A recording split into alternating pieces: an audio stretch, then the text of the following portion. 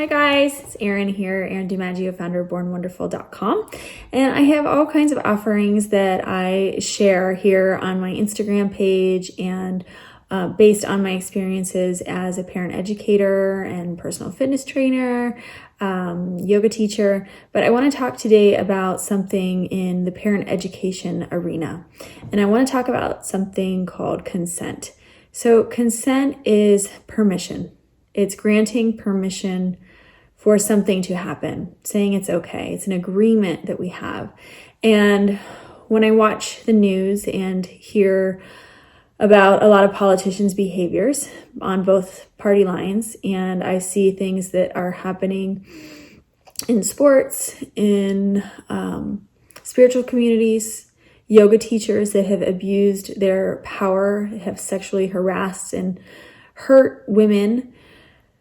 When I look at that kind of happening in the big picture, it's hard not to feel disheartened and think that the world is a horrible, horrible place. It's really easy to go into that mindset, but I am a big believer in choice, and we have a choice in how we choose to see things. We have a choice in choosing whether or not we want to feel powerful or feel like a victim. Even though sometimes we do have experiences where we are victimized, we always have a choice after the situation in deciding what we're going to do now. So I want to talk to parents about what you can do right now to teach your boy or your girl about consent.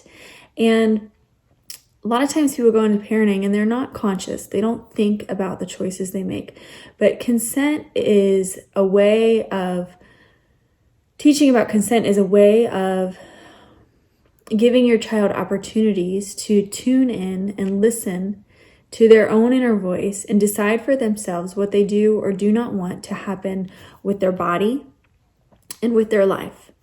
And so there's little things that you can do each day to train them about consent. One of them is to let them know that they have full autonomy in choosing whether or not they allow somebody to hug them, to kiss them, to come within their close physical boundaries.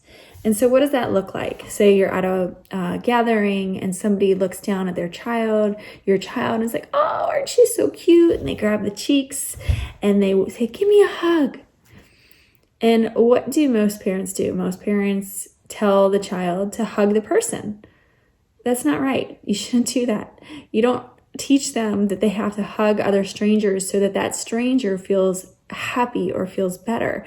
Your child is in charge. So you look at your child and you ask your child, do you want to hug this person? And if the child says no, then your job as the parent, even if it's uncomfortable, even if it feels awkward, is to tell the grown-up who should be able to handle it, she really doesn't want a hug from you right now. And a respectful human being will respect that from you. They will understand. They will appreciate that you're trying to teach your child about boundaries and about consent, and you don't need to go on to explain all of this. And if they don't understand, then that tells you even more that your child was right in their intuitive knowing that they didn't want to hug that person.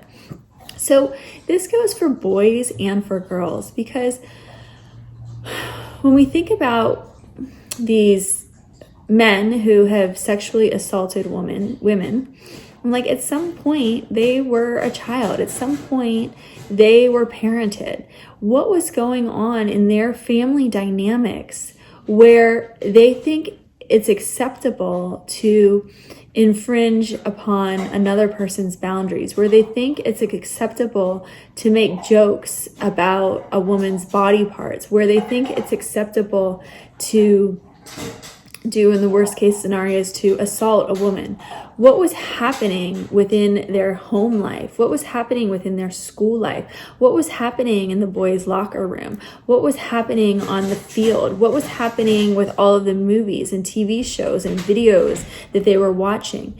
Somewhere along the line, they received series of messages saying that you don't need to get consent, saying that as a boy, you have the right to do whatever you want to do. Maybe they saw in their life a dad that was abusive to his mother, and that became their frame of reference. That became normal. Everything that we think everything that we say, everything that we do comes from some behavioral pattern that we learned. So I want to go back to this idea of how do we teach our kids about consent? We teach our kids about consent by respecting their choices, by respecting their boundaries, by asking before you hug.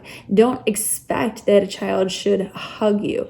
By asking about what they want to have to eat, by not trying to control everything that they do, by giving them options, by giving them choices, by doing all of this now, you're setting this framework. So their frame of reference for what normal is that it's not normal for anybody to infringe on their personal boundaries. It's not normal for anybody to not respect them when they say no.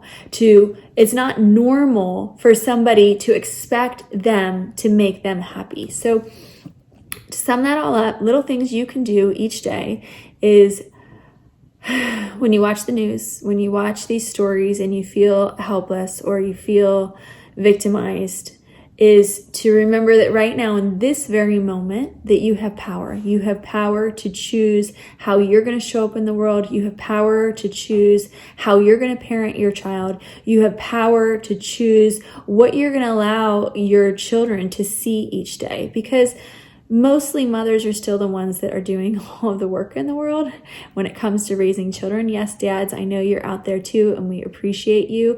But statistically speaking, it's really women that are with children the most. So every little thing that we do each day can make a really great influence on a child's life. So just do your little parts each day. Talk to your kids about consent. Teach them that they're in charge of their body, that nobody else should ever take charge of their body. And just keep doing the best that you can. Sending you love and peace and blessings.